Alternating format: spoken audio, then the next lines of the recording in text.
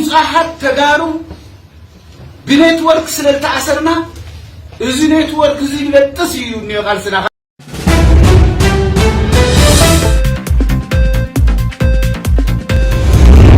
سلام تخاتلت أسر ميديا نلوم 23 سنة تسنادو زيناتات حزنا قريبنا لنا مكتتالكم بمعدام عر استتاتهم كنا قدم حوحات بمفررحن معقبن مسرتا وربحاتات حزب تግራይ نابزته كم زي يقرب قليتو جونوسايدن قبن كيناتن كساب موت زغطعو دنقاقتات يوم 83 عنቀጻት ዝሓዘ ሓድሽ ኣዋጅ ትግራይ ኣብ ስራሕ ውዒሉሎ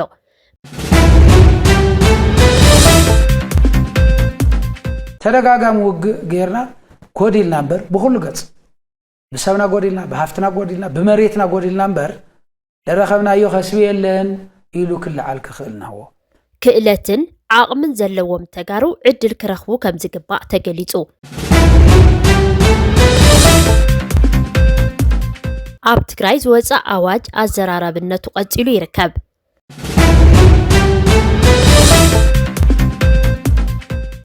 ለውጡ ከም ዝመጽእ ደጎሬታ ጎስጓስ ኪናት ብትርብ ብምቅዋም ዝፍለጡ ኣቦ ከም ዝተኣሰሩ ተሓቢሩ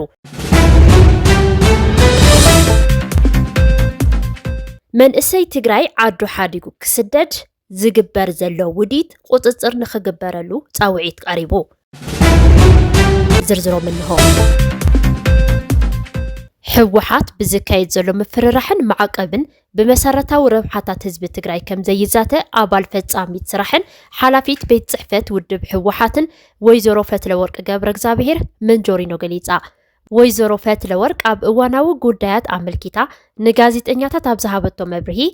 ውዕል ፕሪቶሪያ ተፈሪሙ ግዚያዊ ምምሕዳር እንተተጣየሸውን ጽንተት ህዝብ ትግራይ በሰላሕታ ከም ዝቀጸለ ብምግላጽ ኣብ 2018 ዓመተ ምህረት ተኩስ ጠጦ ምባል ተጣሒሱ ደብዳብ ድሮን ከም ዝተፈጸመ ተዛሪባ ሕዝቡን መንግስቲ ኢትዮጵያ ካብ ምዕራብ ክሳብ ምብራቅ ትግራይ ሰራዊቱ ብምኽታት ንኩናት ይዳሎ ከም ዘሎን ብሄራዊ ክሕደት ዝፈጸሙ ሓይልታት እውን ንኩናት መውላዕን ንቃልሲ ህዝብ ትግራይ ንምድኻምን ዕዙዝ ተራ ይጻወቱ ከም ዘለው ኣረዲኣ እቲ በጀትን መሰረታዊ ሸቀጣትን ከልኪሉ ኩናት ንምኽፋት ዝህንደት ዘሎ ሓይሊ ገዲፎም ኣሜሪካን ሕብረት ኣውሮፓን ንሕወሓት ዘውፅእዎ መግለጺ በዳሊ ከይኮነስ ተበዳሊ ጽዕንቶ ንምፍጣር ዝዓለመን ትኽክል ዘይኾነ ምዃኑ ዝገለጸት ወይዘሮ ፈትለወርቅ ኣሜሪካ ብስም ኣኽረርቲ ዝገበረቶ ማዕቀብ ቪዛ መትከላውነት ውድብ ንምቕጻዕ ዝዓለመ ከም ዝኾነን ረብሓ ኣሜሪካ ዝረጋገጽ ድማ ብምፍርራሕ ዘይኮነስ ሓቢርካ ብምስራሕ ምዃኑን ኣነጺራ ምስ መንግስቲ ኢትዮጵያ ዝግበር ዘተውን ካብ ኢትዮጵያ ወጻኢ ኣብ ካሊእ ሃገር እንተዘይኮይኑ ናብ ኣዲስ ኣበባ ናይ ምኻድ ድሌት ከም ዘየለ ዝሓበረት እቲ ሓላፊት ቤት ጽሕፈት ሕብረት ኣውሮፓ ብዛዕባ ተመዓዳዳዊ ቤት ምኽሪ ዘውፅኦ መግለጺ ጉጉይ ሓበሬታ ምዃኑን ኣብ ትግራይ ብህዝቢ ዝተመረጸ ሓደ ቤት ምኽሪ ጥራሕ ከም ዘሎን ገሊጻ ኣብ መላእ ኢትዮጵያ ጸረ ሰላም ኮይኑ ዘሎ ኣብ ስልጣን ዘሎ ሓይሊ ምዃኑ ብምጥቃስ ሃገር ካብ ምብትታን ንምድሓን ማሕበረሰብ ዓለም ኣብ ልዕሊኡ ጽዕንቶ ክፈጥር ደጋጊመን ክምሕጸና እኳ እንተጸንሓ ምላሽ ከም ዘይረኸባ ሓቢራ ብተወሳኺ ኣብ ትግራይ ግፋ ይካየዳሎ ተባሂሉ ዝውዛዕ ዘሎ ሓበሬታ ራዕድን ሽበራን ንምፍጣር ኮነ ተባሂሉ ዝተምሃዘ ምዃኑ ብምግላጽ ተወንዚፉ ዝነበረ መንግስቲ ናብ ስርሑ ምምላሱ ስዒቡ ኣብ መንጎ ህዝቢ ሰራዊት መንግስትን ውድብን ዘሎ ምንባብ ኣብ ጽቡቕ ኩነታት ከም ዝርከብን ተመዛበልቲ እውን ኣብ ሓጺር እዋን መፍትሒ ክረኽቡ ከም ዝግባእን ኣረዲኣ ህልውና ህዝቢ ትግራይ ንምርግጋጽ ዘሎ መማረጺ ተቃሊስኻ ምዕዋት ጥራሕ ምዃኑ ኩሉ ትግራዋይ ሓድነቱ ኣጠናኺሩ ብሄራዊ ጉቡእ ክዋጻእ መንጀሪኖ ጻውዒት ኣቕሪባ ህዝቢ ትግራይ ብዙሓት መናእሰይ ደቂ እናህዎ ብዙሓት ምሁራን እናህዎ እዮም ብዙሓት ኽኢላታት እናህዎ እዮም ኣብ ውሽጢ ኣብ ደገይ እዚኣቶም ዕድል ክረኽቡ ለኽእል ኩነታት ክፈጥር ናው ክእለትን ዓቕምን ዘለዎም ተጋሩ ዕድል ክረኽቡ ከም ዝግባእ ተገሊጹ ላዕለዋይ ኣመራርሓ ውድብ ስምረት ኣቶ ሃፍቱ ኪሮስ ምስ ኣገልግሎት ዜና ኢትዮጵያ ኣብ ዝገበሮ ቃለ መጠይቕ ህዝቢ ትግራይ ካብ ኩናት እንታይ ኸሲበ ኢሉ ክሓትት ኣለዎ ኢሉ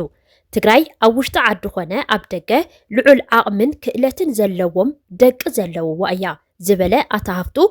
እቶም ንዓዶምን ህዝቦምን ክረብሑ ዝኽእሉ ዜጋታት ዕድል ክረኽቡ ከም ዝግባእ ኣተሓሳሲቡ ተደጋጋሚ ውግእ እናጎደልኩ መጽያ ውሕዶም ንኳስ ተደጋጋሚ ውግእ ጌርና ጎዲልና እምበር ብኩሉ ገጽ ብሰብና ጎዲልና ብሃፍትና ጎዲልና ብመሬትና ጎዲልና እምበር ለረኸብናዮ ከስቢ የለን ኢሉ ክልዓል ክኽእል ናዎ وحزب تግራይ ብዙሓት መናእሰይ ደቅ ነህዎ ብዙሓት ምሁራን ነህዎ እዮም ብዙሓት ኽኢላታት ነህዎ እዮም ኣብ ውሽጢ ኣብ ደገ እዚኣቶም ዕድል ክረኽቡ ለኽእል ኩነታት ክፈጥር ነህዎ እዚኦም ብምፍጣር ኣቢሉ ምስ ኢትዮጵያዊነቱ ሓልዩ ክብሩ ሓልዩ ትግራዋይነት ክብሩ ሓልዩ ሓም ህዝቢ ካብ ዝህምዝ ዓይነት ሕማቕ ፈተና መሰስ ኢሉ ክወፅእ ለኽእሎ መርገፂ ክወስድ ነህዎ መናእሰይ ትግራይ ንመሸጣ ይቀርቡ ኣለዉ ነዚ ድማ ህዝቢ ክቃወም ከም ዘለዎ እውን እቲ ፖለቲከኛ ተዛሪቡ ደቁ ለመሸጣ ሃምሸቀጥ ተቀርቡ ተለው ኖ ኽውራት እዮም ቶም ደቀይ ማዕዝ ወዚሖም ዲ ውሒዶም ንኳስ ለረኸብናዮ ከስቢ የለን ኢሉ ክልዓል ክኽእል ናዎ ምስ ኤርትራ ዝግበር ዘሎ ጽምዶ ኣትሪሩ ዝተቃወመ ኣቶ ሃፍቱ ኪሮስ ብመስዋዕቲ ዝተረኸበ ውዕሊ ሰላም ፕሪቶሪያ ክዕቀብ ተላብዩ ኣብ ለይብላዕ ማሓዲ ክስንኩትኻ ዓዲ ትኾን ኢኻ ምስ ኤርትራ ዝገብረና 360 ዲግሪ ንኸፍቶ ኢና ላ ተባሃለ ትጭቡጥ ኩነታትካ ግን ስኻላ ረኣኻዮ ክሳብ መዓዚኻ ተጣቕዕ ኣብኡ ልንህኹም መጠቓዕቲ ህዝቢ ትግራይ ድማ ፍለዮም እዚኦም ህዝቢ ትግራይ ድማ ፍለዮም ፈሊኻ እዚኦም ይጎድኡኻ ምህላይ ተረዲኻ ኣንጻሮም ተላዒልኻ ኩሉ ዓቕምኻ ንዳግመ ህንፀት ናይ ትግራይ ለሰላም ናይ ትግራይ ክወፍር ለኽእል ኩነታት ክፍጠር ክኽእል ኣለዎ ለዚ ድማ ፕሪቶሪያ ለካ ሕገ መንግስት ለካ ዓደል ለካ ኣብዚ ማእኸል እዚ ኮይንኻ መንቀሳቐስ ናይ መጀመርያ መፍትሒ ግበር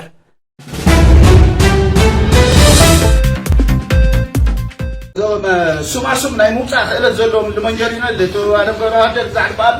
እዚኦም ሱማሱም ናይ ሙፃእ ክእለት ኣለዎም እዚ ናተማሃርዎ ስለልመፁ ንሓደ ሰብ እዚ ናይ ሕብረተሰብ ክዓምን ዝኽእል ብዝብል ሱም ናይ ሙፃእ ክእለት ኣለዎ ጎስጓስ ኩናት ብትሪ ብምቋም ዝፍለጡ ኣቦ ከም ዝተኣሰሩ ተገሊጹ ነባረ ከተማ ዕዳጋ ሐሙስ ዝኾኑ ክልተ ደቆም ዝተሰውእዎም ኣቶ ጸጋይ ገብሩ ትማሊ ብሓይልታት ጸጥታ ተታሒዞም ከም ዝተወሰዱ ዝረኸብናዮ ሓበሬታ ኣረዲኡ እቶም ወዲ 70 ዓመት ሽማግለ ኣብ ዝተፈላለዩ መድረኻት ኩናት ይኣክል ካልእ መፍትሒ ይደለ እናበሉ ንሰላም ክሰብኩ ይስምዑ ከም ዝነበሩ ይዝከር ብልጽግና ይኮንና ባንዳታት ይኮንና ብገንዘብ ይድለል ንጹሓት ተጋሩ ብኔትወርክ ስለተኣሰርና እዚ ኔትወርክ እዚ ይበጥስ እዩ ንቃልስና 4 ደቆም ኣጋዲሎም ነቶም ክልተ ብሞት ዝሰኣኑ ኣቶ ጸጋይ ኣገዳስነት ሰላም ብምግላጽ ዳግማይ ኩናት ከይጅመር ብትረት ይቃወሙ ዝነበሩ ኮይኖም በቲ ገልጽዎ ዝነበሩ ሓሳብ ምፍራራሓት ይበጽሖም ከም ዝነበረ ይዛረቡ ምንባሮም ካብቲ ከባቢ ዝወጹ ሓበሬታታት ይገልጹ ለውጡ ከም ዝመጽእ ደጎሬታ ኣታዊሎ وإذا وليت منقستات حوار المنقستات رد عليكم من اسي تግራይ ካብ ዓዱ ንክርሕቕ ዝግበር ዘሎ ናይ ሓሰት ወረን ሽርሕን ጠጠው ክብል ኣለዎ ተባሂሉ ኣካላት ጸጥታ ከተማ መቐለን ዞባ ደቡብ ምብራቕን ኣብ ዝተሳተፍሉ ሓበራዊ መድረኽ ዘተ ዝተረኸበ ኮሚሽነር ጀነራል ኮሚሽን ፖሊስ ትግራይ ይሕደጎስ እዮም ከም ዝገለጾ መንእሰይ ትግራይ ኣብ ዓዱ ሰሪሑ ክልወጥ እናኸኣለ ዓዱ ሓዲጉ ክስደድን ክፈልስን ዝግበር ዘሎ ሽርሒ መፍትሒ ክረክብ ከም ዝግባእ ኣገንዚቡ ኣብ ውሽጥን ወጻእን ዘለው ጸላእቲ ኩናት ክልዓልዩ ብዝብል ናይ ሓሶት ወረ ብምንዛሕ ንህዝቢ የሸብሩን ንመንእሰያት ንድፊኢት ዘይሕጋዊ ስደት የቃልዑን ከም ዘለው ገሊጹ ሰላም ትግራይ ንምህዋኽ ኮነ ኢሎም ዝሰርሑ ኣካላት ከም ዘለው ዝገለጸ እቲ ኮሚሽነር ኣብ ልዕሊኦም ጥቡቅ ክትተል ተገይሩ ካብ ተግባሮም ክዕቀቡ ከም ዝስራሕ ኣፍሊጡ ህዝቢ ኣካል ምውሓስ ሰላም ብምዃን ኣብ ልዕሊ መሰረተ ልምዓት ዝፍጸሙ ገበናትን ንገበን ኩብለላ ደቂ ሰባትን ኣብ ምቁጽጻር እጃሙ ክዋጻእ ድማ ጻውዒት ተቕሪቡ ጆኖሳይድን ገበን ኩናትን ክሳብ ሞት ዘቕጽዑ ድንጋገታት እዮም 83 ዓንቀጻት ዝሓዘ ሓድሽ ኣዋጅ ትግራይ ኣብ ስራሕ ውዒሉሎ ከም በሓዱሽ ናብ ስልጣን ዝተመለሰ ባይቶ ትግራይ ዝጸደቀ ኣዋጅ ካብ 17 ሰነ ጀሚሩ ይትግበር ዘሎ ኮይኑ ኣዘራራብነቱ ቀፂሉሎ ንሕብረት ኣውሮፓ ሓዊሱ ካብ ውሽጢ ዓዲ ክሳብ ዓለም ለኸ ከቢድ ተቃውሞ ይገጥሞ እኳ እንተሃለወ መንግስቲ ትግራይ ግን ንድሕንነትን ህልውናን ህዝቢ ትግራይ ዝሕሉ ኣዋጅ እዩ ብምባል ኣገዳስነቱ ኣብ ምርዳእ ይርከብ ትግራይ ዝጀመረቶ መኸተ ምትዕንቃቅ ኮነ ምቅዋም ዝኽልኽል እቲ ኣዋጅ ከም ገበን ኩናትን ጽንተትን ክሳብ ሞት ዘቕጽዕ ድንጋገ ዝሓዘ ኣዋጅ እዩ ጸላኢ ምዝተባሃለ ወገን ምትሕብባርን ምስላልን እውን ካብቶም ከበድቲ ገበናት ተዘርዚሩ ይርከብ ንሚድያታት ውልቀ ኮነ መንግስቲ ዝቆጻጸርን ፍቃድ ዝህብን በዓል ስልጣን ከም ዝተጣየሸ እቲ ኣዋጅ ዝደንገገ ኮይኑ ብናይ ሓሶት ወረ ምድንጋራት ምፍጣር ኣጥቢኡ ዝኽልኽል ሕጊ ሒዙሎ ኣብቲ ኣዋጅ ካብ ዝተኻተቱ ድንጋገታት ልዑል ዛዕባ መዘራረቢ ኮይኑ ዘሎ ድማ ናብ ጥቅምቲ 2013 ዓመተ ምህረት ተመሊሱ ተሓታቲ ዝገብር አንቀጽ 31 እዝባር 6 ከምኡ እውን ካብ አንቀጽ 35 እስካዕ 48 ዝተዘርዘሩ ከበድቲ ድንጋገታት ክሕደትን ገበን ኩናትን እዮም ከምዚኦም ዝበሉ ድንጋገታት ዘይሕጋዊ ግፋ መናእሰይ የተባብዑ እዮም ብዝብል ካብ ውሽጢ ዓዲ ክሳብ ወፃኢ ዝርከቡ ሲቪክ ማሕበራትን ኣብ ምቅዋም ይርከቡ